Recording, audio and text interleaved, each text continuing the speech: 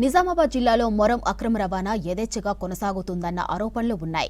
కొంతమంది కాంట్రాక్టర్లు ఇల్లీగల్గా మొరం తరలించి సొమ్ము చేసుకుంటున్నారు. అటవీ అసైన్డ్ భూముల్లో తవ్వకాలు చేస్తున్నారు అక్రమార్కులు. ఇక నిబంధనలకు విరుద్ధంగా మైనింగ్ చేస్తున్న అక్రమార్కులపై చర్యలు తీసుకోవాలని డిమాండ్ చేస్తున్నారు స్థానికులు.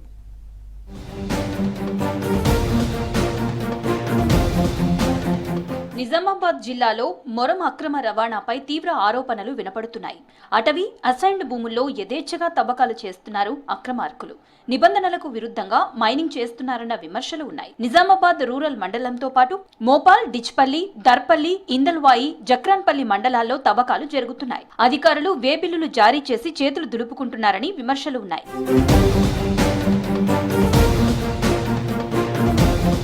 మొరం కోసం పెద్ద పెద్ద బండరాళ్లు, గుట్టల్లో బ్లాస్టింగ్ చేస్తున్నారు. జేసీబీల సాయంతో మొరాన్ని టిప్పర్లలో తరలించి అమ్మి సొమ్ము చేసుకుంటున్నారు అక్రమార్కులు.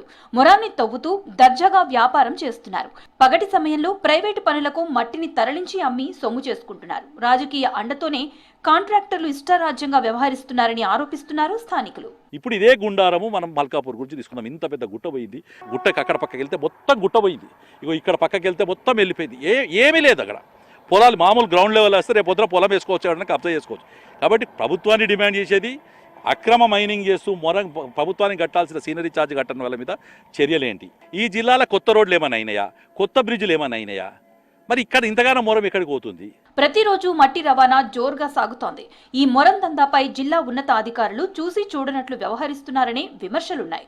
ప్రభుత్వ అనుమతులు లేకుండా మొరం తవ్వకాలు జరుగుతూ టిప్పర్ వాహనాల్లో ఇల్లీగల్ గా అమ్మకాలు చేపడుతున్నారనే ఆరోపణలున్నాయి. ఇందిరమ్మ ఇండ్లు, అధికారిక పనుల కోసం రెవెన్యూ అధికారులు ఇచ్చిన అనుమతులతోనే తవ్వకాలు జరుపుతున్నామని నిర్వాహకులు తెలిపారు.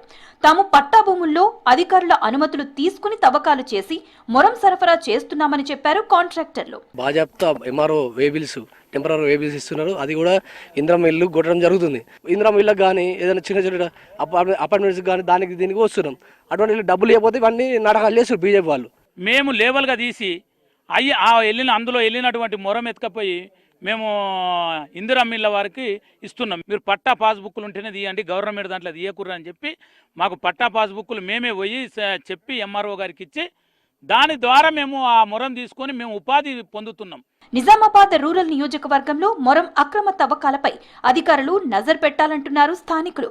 వరుస బ్లాస్టింగ్లతో తీవ్ర ఇబ్బంది పడుతున్నట్లు ఆగ్రహం వ్యక్తం చేశారు.